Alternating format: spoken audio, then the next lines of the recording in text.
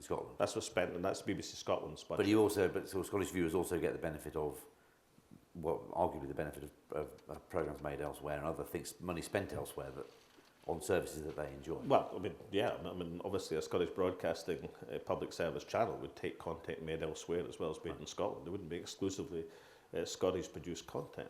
Would it still be distinctively part of the BBC, or would it be separate?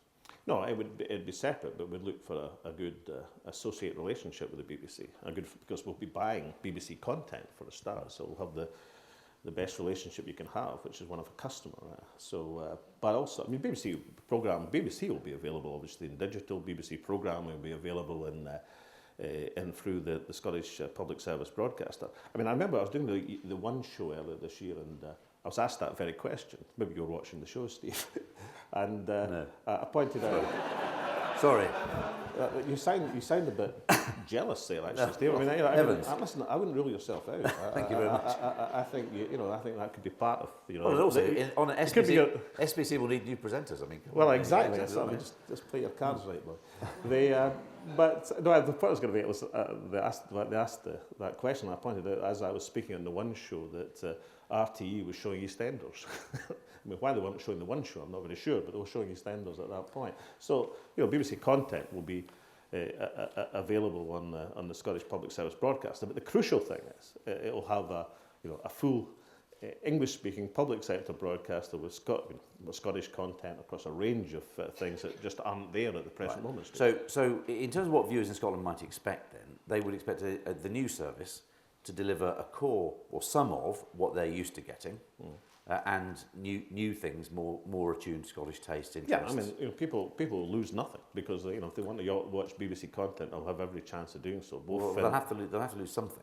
Well, they'll unless you spend all the money that you currently get on what you currently do. Well, I think there'll be plenty of time. I mean, our estimate of what it costs to run a Scottish station not our estimate, the Broadcasting Commission was about £100 million to run a public service broadcasting station. Let me remind you of the figures. There's £320 million budget in the licence fee as it currently is. BBC Scotland's budget is going down to about £85 million. That leaves a fairly substantial and healthy room both to run a public service broadcaster and to buy in content, not just from the BBC, sure, but from other high quality content that a public service broadcaster would want to do. Plus, of course, we've got the commercial licenses, which I mentioned in my speech, that we'd want to honour the continuity of commercial licenses. You'd honour them, as you say, honour the continuity of them. But as it were, assuming if independence happens and you get responsibility for broadcasting policy, next time round, would you expect to license independent broadcasting in Scotland on your own account? Well, we'd be licensing, but we could reflect the licenses which will then be awarded at that stage. I mean, I don't know how long the licenses are going to be extended sure, by, and I hope, sure. Well, I don't know, maybe you do, Steve, but we're expecting that announcement very shortly, and we'll honour that extension license. Nobody knows what's going to happen beyond that period of time. And obviously you'll take the best judgment of what's best to do. But I think that's actually quite a significant statement to say we'll honour the ongoing licences because it gives over that licence period, sure, which is the only period, incidentally, in which that range of commercial channels have certainty over. It gives them certainty and continuity of production. In an interview that I did with Pete Wishart, one of your colleagues, in Salford earlier in the year, he said, asked about BBC programmes and which ones you would get, which ones you wouldn't. Said we would just buy. You didn't start to choose, did he? He says apparently you are going to choose. Yeah. It says here we would just buy the programmes that we'd want.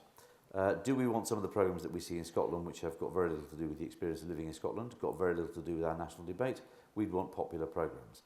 Estimating that you spend between 50 and 75 million buying existing BBC programmes. Now that's not the full suite. So I suppose the question is, for you, I mean, if you're going to have any influence on this, and perhaps you wouldn't, but which are the most annoyingly English programmes? I mean, what would you drop? Oh, there have been so many, Steve. Top Gear? Well, I mean, which Jeremy would we get rid of? Yeah. Both? Well, that's maybe your favourite. No, but the answer to your question is no, we wouldn't decide. That's why you have a public service broadcaster to decide. It's quite interesting. I mean, there is a parallel here. I mean, RTE buys in BBC content at the present moment, and as I said, we're showing EastEnders when I was on the One Show. Maybe they were showing EastEnders because I was on the One Show. I don't know, but I think I'm right in saying that in terms of their top-rated shows, although they're showing BBC top-rated shows, I think 5 out of the top 6 are actually either Irish shows or Irish joint productions, because there is a huge mountain of evidence that people want to see that sort of manifestation of television content. Can I just repeat? If somebody wants to watch, how shall we describe it, a hardcore BBC, then they'll still have the availability. Where will that be then? Well, digital spectrum or through relationship on iPad. But they'll have to pay for it, won't they? They won't be paying for it through their licence fee. No, but the point I'm making to you is the best of content, let's put it that way, the most popular shows, all the shows that you like and none of the shows that you don't like will be available on terrestrial.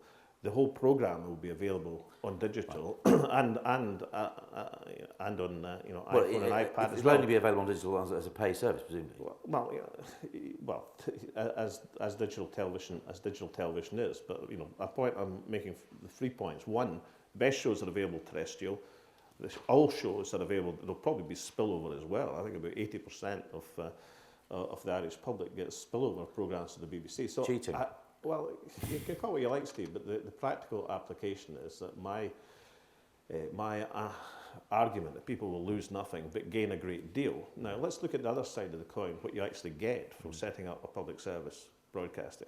You get a remedy to the huge gaps in emissions which I've identified, which are not sort of silly or marginal things. These are gaps in Scottish life and Scottish understanding and Scotland's ability to communicate with itself. So if you can get the best of the BBC bought onto the channel, you can get that ability to fulfil what should be the public service broadcaster's commitment to people. When you get, I suspect, and anticipate a government which is more friendly to public service broadcasting than, for example, the existing Westminster government, and you can have available to you the full range of programming which will come as it's coming from the and digital revolution. That seems to me a great way of mobilising modern technology and adding to it the certainty which we don't have at the present moment of a Scottish window in the world. In terms of funding, the Scottish national broadcaster, as it would become, there's the licence fees. Now, I was reading the National Conversation paper that your party produced on the question of funding, and it raises the possibility, based on the RTE model, of a mixed model of funding. In other words, the possibility that you may take commercial funding as well. Is that part of the plan? Well, the plan is to rely on the license fee at the present moment. Next year we'll be publishing with the white paper more detail on that. But the conversation was just that. We wanted to get opinions and arguments about the funding model. But I think the license fee, even in an age where we're no longer one family grouped around one television set in one room, I still think the license fee, and I seem to agree with the speaker at the McTaggart lecture this year on this, that I think the license fee is a very appropriate way of funding, of being the core funding of public service broadcasting. But would you have a problem in principle with commercial funding of the Scottish national broadcaster? Not necessarily a problem in principle, as long as the core... You don't think the license fee, leave aside who has it for a second, but the license fee brings with it aspects of broadcasting in terms of its culture and its ethics and its purposes. I do. Public service as opposed to commercial. Which is why I think it should be the core of funding a public service broadcasting. Which is why I don't know why you wouldn't have a principal objection to using commercial funding. The BBC doesn't rely solely on the licence fee at the present moment. The BBC earns income from a range of its production, a range of its programming, a range of commercial But it doesn't sell activities. Advertising on air. No, but that's only one aspect of you didn't ask me about advertising. Okay, Steve. You asked me. Asked me, would it be the only source of income? I only asked you because that's what it says in the conversation paper about RTE, which does sell advertising. Yes, and the conversation was a discussion document for people to have a conversation. So where are you on the question of advertising on TV then, to be specific? Well, we're not proposing, we're in favour of advertising on TV, but in terms of the public service broadcaster, we're not in favour of the public service broadcaster relying on advertising for its core revenue. There's also a reference in the conversation paper to what's called top slicing. In other words, where the UK government obviously without consulting yourselves or anybody else for that matter, have dived in and done a deal with the BBC to take licence fee revenue and spend it on, first of all, digital switchover help scheme, and then broadband rollout and S4C and so all these other things. And the proposition is raised, as I read it in the conversation paper, that actually, if the Scottish Government had access to the licence fee in the way that it would in an independent Scotland, there might be perfectly good uses for that money. For example, news in the Borders, particularly poorly served, maybe broadband roll. I don't know. Well, is that your proposition? I think poorly served is An it's not understatement. an understatement. I mean, you know, there are areas of Scotland. I mean, there are areas of Scotland which don't get BBC Scotland at the present moment. There are, with the Borders, for example, has difficulties that can't get STV content and programmes at the present moment. In the national conversation, incidentally, one of the places we went to in terms of the public, you know, the town hall meetings, the national conversation was, I think I'm right, Selkirk, and that was the dominant. That aspect about broadcasting was the dominant issue which was raised in a conversation which was on all of the aspects of constitutional change and independence. That single aspect was the most popular theme raised. So, you know, it does illustrate the inadequacy of the current arrangements. Incidentally, I mean, without raising we're hoping that we can move towards a partial solution of this problem, even under the current constitutional network, but it's taken a long time. Sure, no, I appreciate that. But again, there's just a point of principle. The UK government has started to dip the licence fee, if you like, for purposes which are sometimes only tangentially related to broadcasting, sometimes not at all. What would your government's view or attitude be to using the licence fee cash for other purposes, for top slicing proper? Well, it would be, I mean, if you're using the licence fee to ensure your public service broadcaster can broadcast to the whole country, that seems not tangential. If you're using the licence fee to do a range of other things which are not really connected with public service broadcasting, then I wouldn't be as favourable to that. Okay. In terms of how the debate about independence, this is slightly off the point, I think, but in terms of how the debate about independence and the independence campaign and the vote is covered, do you have any sympathy for the position that the BBC sort of finds itself in? Because it's very, very difficult, isn't it? Because whatever they do is going to be seized on by either one side or the other as evidence of, you know, poor behaviour. Well, I think some criticisms are more valid than others. I mean, I watched a Labour MP from Scotland in the most remarkable performance in Newsnight Scotland a few weeks ago, declaring that he felt that Newsnight Scotland was really, as he put it, Newsnat Scotland, and was engaged in a conspiracy to promote independence. Now, you know, apparently that was said in all sobriety, but I couldn't.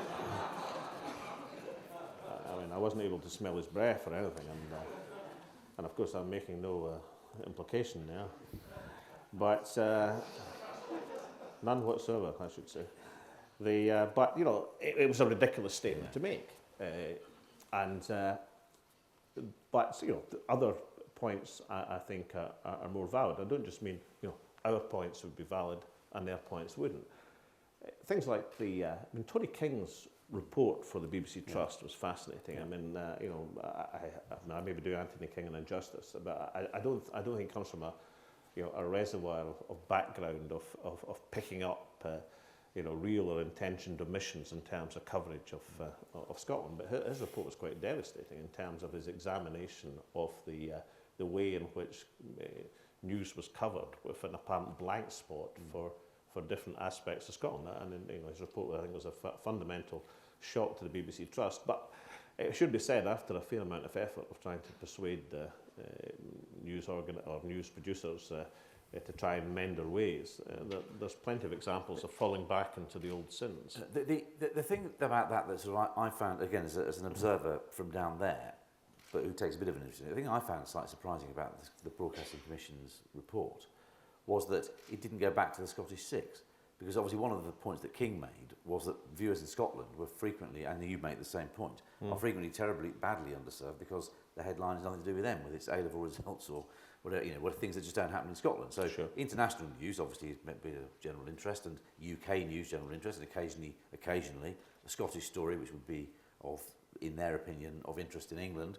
But you know, a Scottish 6, especially with technology that now facilitates that, there's no content you kind of can't get. My impression is that if the SBC had said, I'll tell you what, let's have a Scottish 6, that unlike the Burt era, the BBC would have said yes. Well, and I wonder, do you want... It's quite interesting because even in a more enlightened era, the BBC didn't say yes to a Scottish 6, after Burt. But if you read Burt's autobiography, and I'm not recommending you do apart from Airstrikes. The Harder Path, I think it was called. Something like that. It was called The Harder Path, yeah. I'm sure you've read it more often than I have. From cover to cover. In all sobriety, from cover to cover. but it actually presented his battle against the Scottish 6 as a fundamental battle to save the integrity of the state. And his, as I remember, had the passage about him going to Chequers, I think.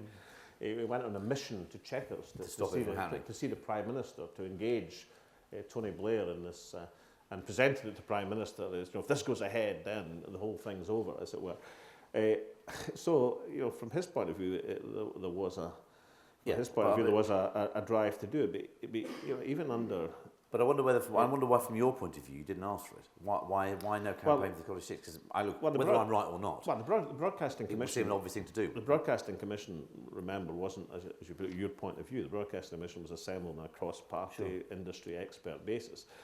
And they came to the conclusion that, given the change, what was actually required was not just a Scottish 6 news programme. What was required was a digital network. But they didn't ask for a Scottish news programme at all? Well, by definition and de facto, within a Scottish public service channel, you have a Scottish 6. And but with the BBC Scotland currently existing, it could have, I may be wrong, maybe it wouldn't happen, but that's something you could have gone for, which could have happened, which would have been transformative in terms of what viewers in Scotland get, and it's now. Well, two things. One, I didn't direct the Broadcasting Commission, and they put forward a proposal which their argument, I suspect, would be, and they could speak for themselves, their argument, I suspect, would be that within a Scottish public service broadcaster, you would have a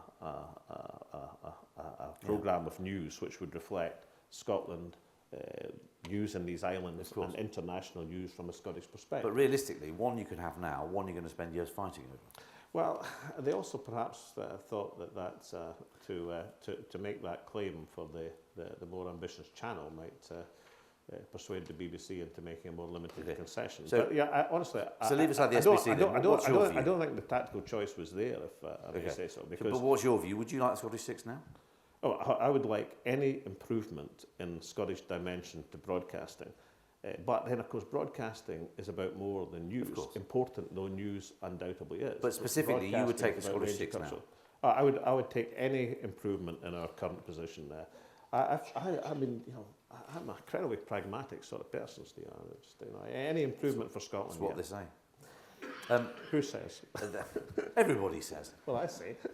Okay. Well, there's other things to talk about, but who would like? Oh, one other question.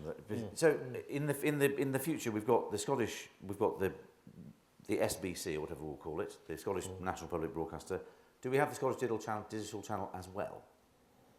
Well, or does that sort of cover it really?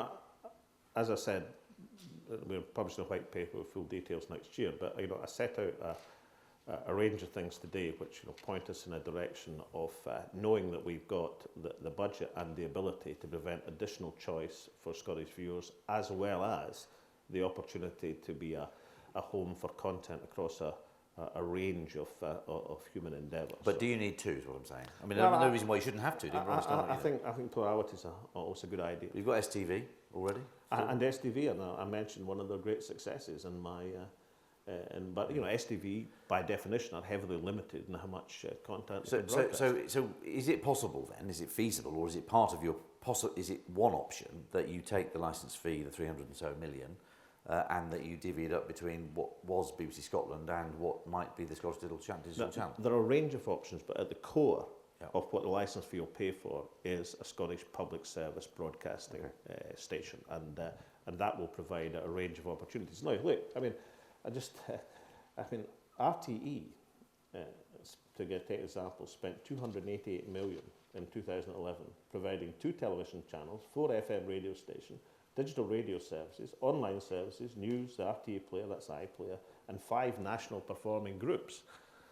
So within a budget of 320 million, as well as buying content for the BBC, we might well have a range of possibilities open to us. But certainly at the core of this will be a public service broadcasting station. Have you given any thought to the governance arrangements that you would put in place for your national broadcaster? Yeah, we have, and there'll going to be more detail published on that exact thing. I mean, in terms of national broadcaster, well, I'll leave that to what we outlined. But one of the things, as you know, I gave evidence at the Leveson inquiry, and one of the things I was, tempted, although we didn't get the opportunity to say, is if you contrast the position of broadcasting, say Ofcom and broadcasting, with the position of the press, then most people would be more satisfied with the position in terms of broadcasting. Now, the two things, of course, are different. But nonetheless, let's just take the point about an Ofcom type relationship in terms of seems to me a pretty satisfactory. Right. So you might have an Ofcom type body, Scottish Ofcom, whatever you choose to call it, which would have regulatory oversight of all broadcasting in Scotland, including the public service broadcaster. That's one possibility. Rather than public service broadcaster having its own trust style separate. Yeah, that's one possibility. Is that your instinct? Well, let's see what's published next. Okay. Who'd like to contribute? Chap there, first of all, and do tell us who you are, and then lady down here next. Thank you. Robert Beveridge, Scottish Media Academy and University of Sassari in Sardinia. Given the possibility of Devomax, how would you view the development of a federal BBC? Well, I support any developments which improve and enhance Scotland's position across a range of issues, and broadcasting is one of them. I said in my speech that I thought we'd improved the situation quite substantially since 2007, and I gave the evidence for that. It should be said that in 2007 the position was totally disastrous. I mean, you're talking about network commissioning at almost a residual level. And there is no doubt that the Broadcasting Commission galvanised success in a number of areas. It didn't achieve the central objective of the Commission, but nonetheless.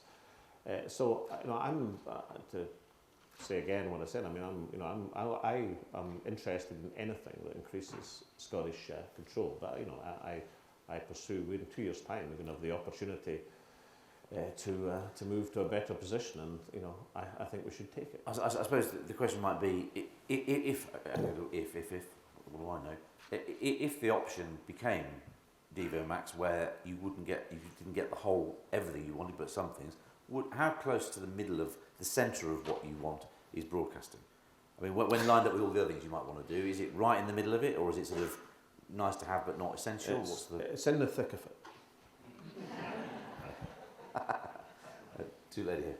Do tell us who you are. Thanks. Good afternoon. My name is Julie Craig. I'm from the Screen Office for the councils in the Fife Tayside area, and also the Fife Tay Local TV Initiative. Stepping into the arena of the actual broadcast signal. We're total supporters of broadcast, broadband, every means of getting the signal out there. Are there thoughts for making the case? I appreciate that the idea is to get broadcasting totally into the Scottish arena. I understand that. But in the meantime, with the local developments going on, and given that Blair Jenkins has said that he thinks that local will form the bedrock of local services to serve Scotland, is there a possibility of making the case for all of the signals in Scotland to be enabled for local, as opposed to the current thing that says only one of the signals needs to be devoted to local, and the other two can even be used for porn? And secondly, is there the possibility of making the case for the additional spectrum that only Scotland has, the 7th MUX, to be enabled? Yeah, sorry for the long question. Without going into the detail, I allude to it slightly in the speech I've just made about the point about everything from the southwest of Scotland to the Shetland Islands. It was a reference to the fact that technically, as Blair Jenkins has explained in detail, we have the ability to do that. I think there's a very strong case for it. The points you make indicate just how far back we are, despite the progress that's been made since 2007, how far away we are from taking the opportunities which are realisable and available, about looking at content which doesn't just serve the purpose of being a Scottish national broadcaster, but actually gives people a range of choices within that national broadcaster. That is devolution for the digital revolution. So if you took control of broadcasting, of course you take control of spectrum allocation, which would give you the capacity to do the things you're talking about. Absolutely. Okay. Up there. Hi, Jane Rogerson, Director of Commissioning at UKTV. We don't operate under public service broadcaster restraints in terms of quotas, but we are very proud to work with Scottish creatives. And it strikes me, Alex, one of the huge things you have in Scotland is that entrepreneurial spirit. So Find My Past, which we did with Bright Solid, and Ginger United in Dundee was a great collaborative partnership, and those things seem to me to be a great route forward. That's not my question. My question is, you mentioned in the thick of it, we are just filming a new series of Yes Prime Minister in a modern coalition government setting.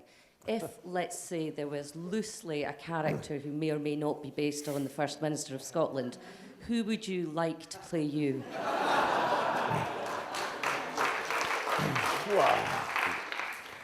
Well, obviously there's a range of muscle-bound hunks that, I mean, is that a kind of offer, or is this entirely a theoretical question? I've interested obviously the first experience of recent coalition government in these islands was in Scotland, and the fact that you're making that programme now is an indication that it would have been interesting to have that programme made before the coalition in Westminster. I wish you luck with the programme. I was speaking yesterday at Renfrew, and one of the schools came for a question and answer session after the public session, and in the course of the conversation, yes Prime Minister came up, and not one of the kids knew the programme, understandably, because they probably don't spend a lot of time watching BBC Gold. They probably would have certainly have known in the thick of it, and I hope you do well with the programme, because I think it's an absolute gem. And if you can get to the standard of the 1980s original and update it, although I do think one of the get George Clooney to play the First Minister. Well, if Clooney's available, yes. But one of the things that I think what made the original series so interesting was that it presented people in a totally ridiculous format occasionally. I remember the programme with when Hacker, his old pal at the LSE, had become the leader of an African country in an unexpected coup, and gave him an advanced speech declaring that he was going to come to Edinburgh because Hacker had arranged the diplomatic visit to take place because of those free Scottish by-elections.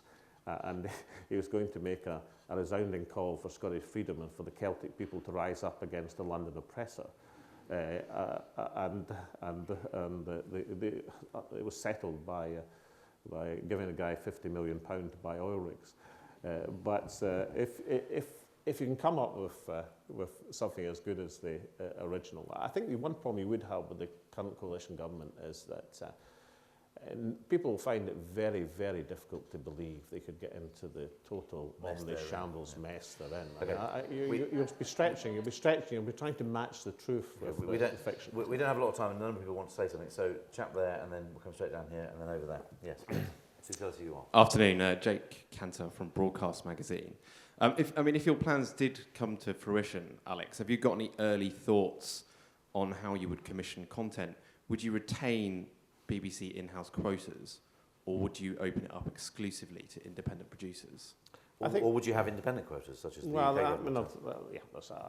I think in terms of the full detail, let's leave it to the publication of the detail.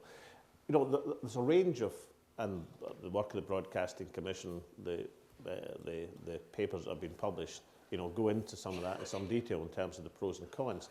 But the range of choices that we'll have to make are incredibly interesting. And the point about the choices is the choices were made to maximise the benefit and circumstances for our particular experience in Scotland.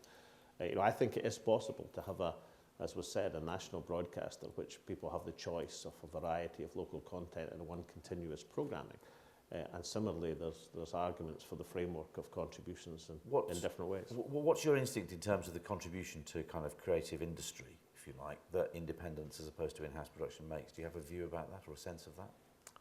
Well, I think... an instinct either way?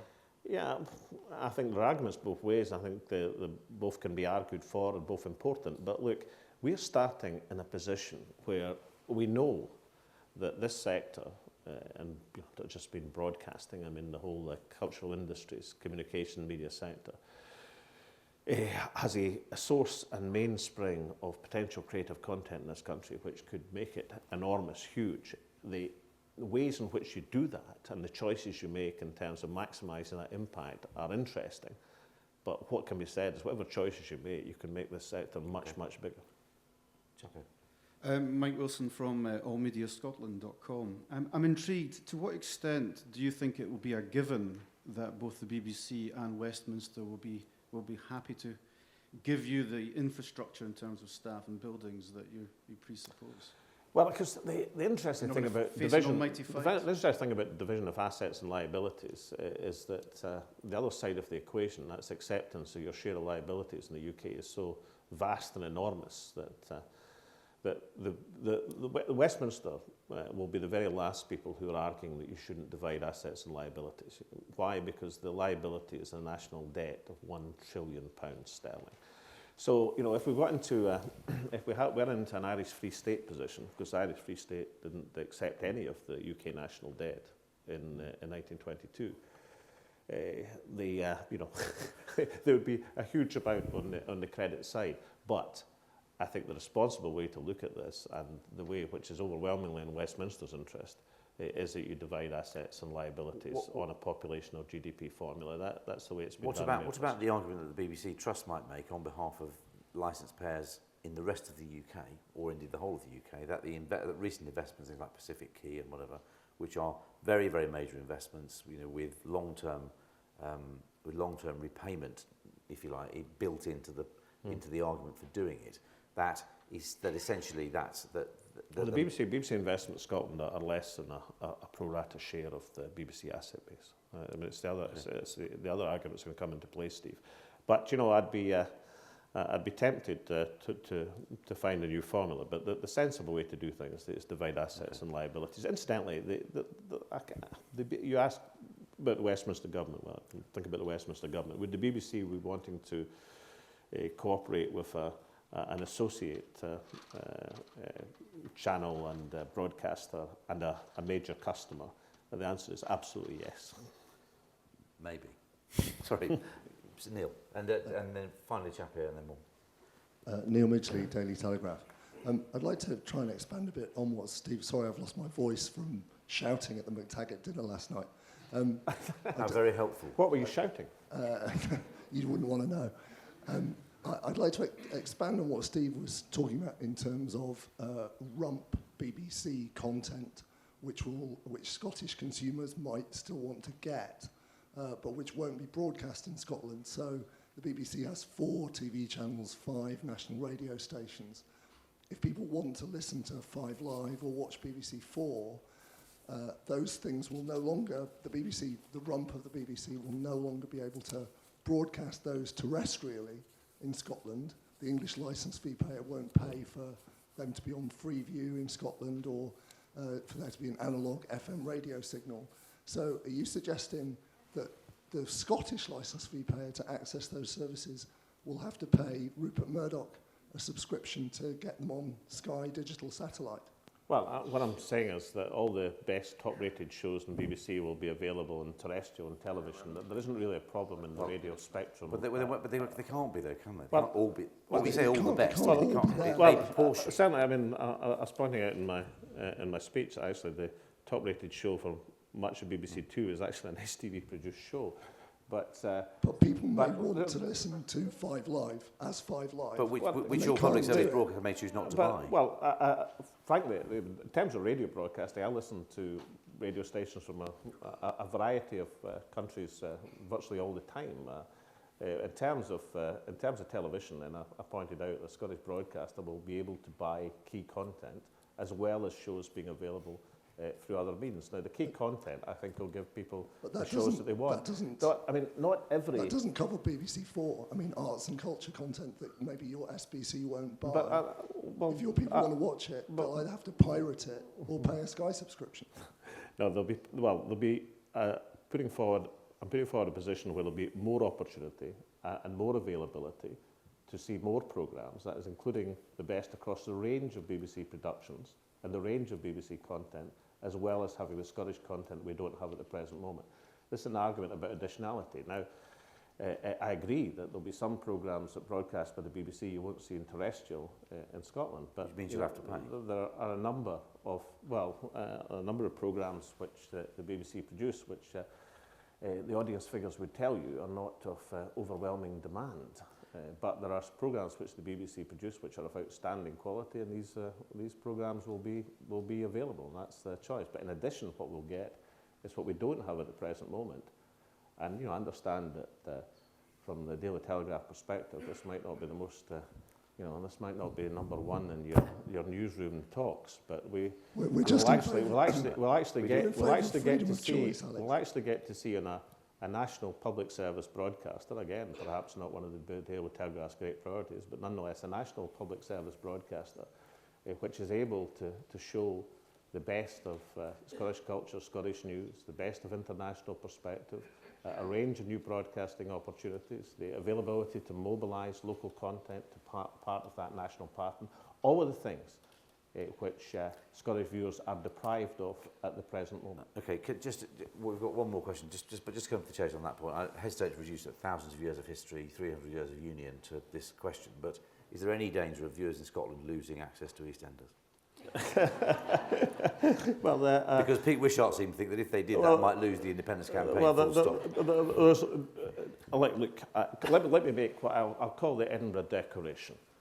EastEnders is safe in an independent Scotland. Sorry, lastly, the chap here. I'm sorry, and then we'll have to wrap up, I'm afraid. Ian Small from BBC Scotland. I'm glad to hear that from the First Minister that EastEnders is safe. That's good news. Just a couple of points, actually. I won't comment on the policy issues. I think basically given the fact that broadcasting is an issue within the independence referendum, it wouldn't be appropriate for the BBC to be commenting at this stage on such issues. But just 2 points, I think. One, in terms of the economic value of the BBC to Scotland, I think the local budget of around about 102 million is absolutely correct, but that doesn't take account of nearly 100 million in network business, which BBC Scotland also does. So the value is considerably more than the 100 million, with the residue of that in terms of the amount collected through licence fee being what everybody gets for all of the other services which the BBC provides, including Pacific Key, as Steve pointed out. I think the other point to make is in regard of a digital network, we've always been in favour of greater plurality, of more voices to be heard in the debate, of greater access to a greater range of content. We would like to work alongside such a network if that were to be the case. But effectively, in terms of more voices and better content, more content for Scottish viewers, we are firmly of the opinion that yes, there should be. Good. And then, and hopefully we could make more progress even before the independence referendum. But let's take the economic point. Let's start with the 320 million in licence fees. As you rightly say, let's talk about 100 million, which is what the BBC Scotland budget is. And you argued the 100 million, which used to be much, much less than that, even 2 or 3 years ago.